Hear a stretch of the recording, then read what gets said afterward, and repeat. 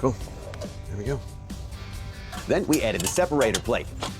And since Summit Racing is a longtime sponsor of BigFoot, we went to them for our Mazir SFI-approved billet flex plate. Installed it, and torqued the bolts to 80 foot-pounds. Then, using our crane, we floated the transmission into position, loosely installing the bell housing bolts while making sure that the torque converter studs were poking through the flex plate. Then, I tightened up all the bolts. Oh, this thing is ridiculously huge. And to get this aluminum V8 high enough so we can install it in BigFoot, there was only one tool in the shop capable of getting that job done, and that's our overhead Cundall crane. We couldn't have done this job without it.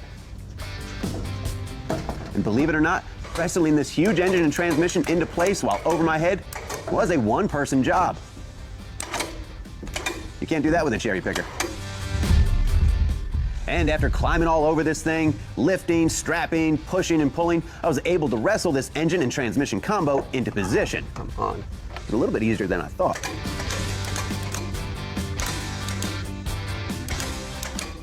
All right, it's home.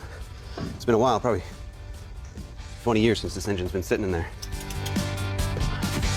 Now the next thing we need to do is get some exhaust on this thing. Now these headers came to us with the freshened up engine, and I'm pretty sure they are the original headers that were initially installed with the 640. They've got 2 1/4-inch primary tubes, a 4-inch outlet, and I assumed they were some hand-built headers, but it's got Hedman headers and BigFoot stamped right into the flange. So at the very least, we know we've got the right ones.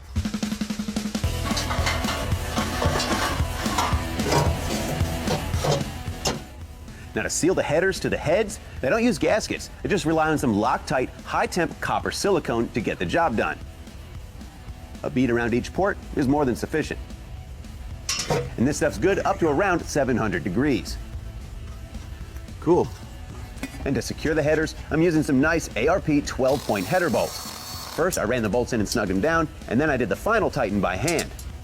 That way I can get a good feel for it and won't risk over-tightening these small bolts.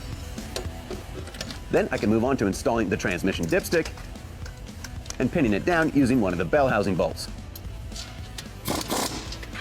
Then I can reinstall the heavy-duty transmission cooler lines.